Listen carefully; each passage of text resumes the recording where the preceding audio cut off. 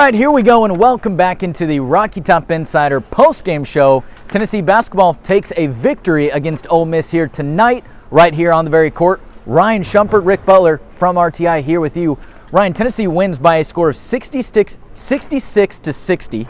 They needed overtime to do it, and boy, was it a sloppy game on the way there. What are your kind of overall thoughts of the game so far? Well, yeah, I mean, you hit the nail on the head with it being sloppy. Neither team scored until past the under 16 timeout there in the first half. Tennessee didn't score until 7.5 minutes into the game, and really was just abysmal offensively for 35 minutes against an Ole Miss team that was already expected to be in the bottom half, the bottom third of this league, and it was without three of its top guys tonight.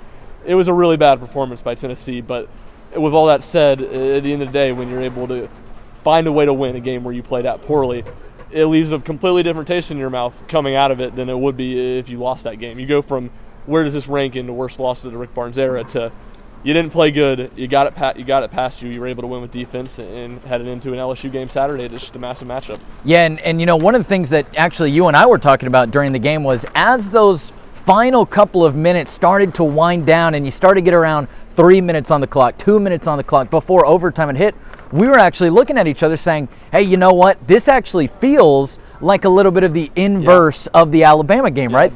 The home team, maybe even the more high-powered offense team at home, just struggling to claim that lead throughout the entire game. But in that final minute, Alabama was able to turn it up on Tennessee to get that win. Tennessee was really able to dig down deep, search for what they were trying to find, and then eventually they were able to tie up that game.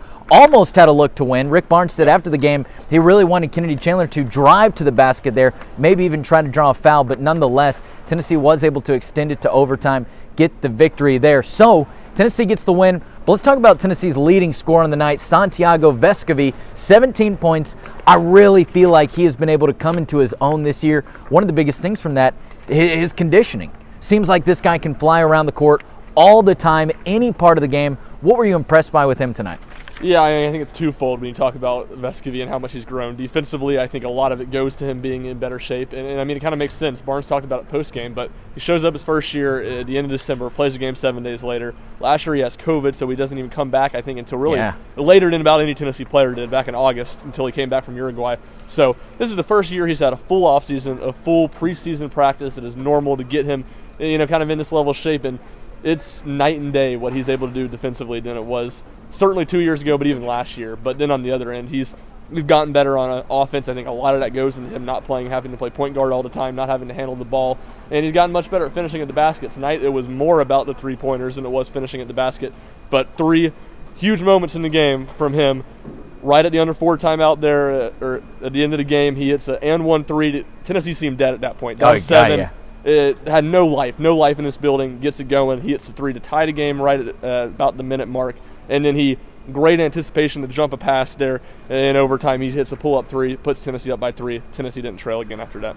Yeah, it really was a strong effort from him tonight. And again, in a game that Tennessee never had the lead for the vast majority of it, he was really a guy who was able to keep that engine going for Tennessee. Man, there's a lot of things to talk about from this game, but of course, this is just our instant reaction. So we'll get to all that other stuff here later on in the week, and like Ryan said, before Tennessee's next game. But first, hey, before we close it, Ryan, any kind of final thoughts on Tennessee's win over Ole Miss today, 66 to 60? Yeah, I think one thing, you know, Kennedy Chandler and John Fulkerson, 2 guys that missed last week's game with COVID, neither of those guys played well at all tonight. No. And those have been the 2 guys who have been the best at giving Tennessee interior scoring. Now, obviously, Chandler's a guard, but he's been, in some games, very good at getting to the basket and finishing. When those 2 guys don't play well, Tennessee doesn't have much scoring at the basket. We've talked about this at length throughout the year. When that happens, Tennessee, a lot of pressure on our three-point shooting. They shot it really poorly for 35 minutes. They hit 3 in the last 5 minutes of regulation, really the last 4, starting with the Vescovi one there we just mentioned. They hit 2 more in overtime that propelled them past Ole Miss. So I think that was huge. And then kind of flipping it the same way on the defensive end. I mean, Ole Miss obviously was without a lot of guys, but the fact that they even scored 60 points in overtime was impressive because they turned it over 27 times. They got very, very few good looks. They shot 50% from three-point range. I mean, that's how it happened. That's about one of the best games Ole Miss will shoot all year from deep in SEC play. So I think it says a lot about Tennessee to be able to still play a really good defensive performance when both offense wasn't giving you anything. It would have been easy to kind of hang your head and then 2, Ole Miss was dropping in a lot of big shots. They might not have been consistent, but every time Tennessee seemed to have a run in the second half, it was a big 3 from Ole Miss to answer and kind of push Tennessee back. Yeah, that is well said, my friend. And, of course, hey, one thing I forgot to get to, we'll be writing about this later in the week, but Olivier Conwell, another strong game for him where he continues to emphasize who he is and his role in this team. Barnes said, hey, this might have been the best game from top to bottom that I've seen from him, just in terms of, yes, what is on the court, but also what is off the court, being a leader, commanding the huddle in the timeouts, things like that. So props to him for the game today. But otherwise, that is going to do it for us today right here from Thompson Bowling Arena. Of course, you got Ryan Shumpert, you got Rick Butler. This has been the Rocky Top Insider post-game show, instant reaction. Tennessee gets the win 66-60 over Ole Miss. We'll see you for the next game.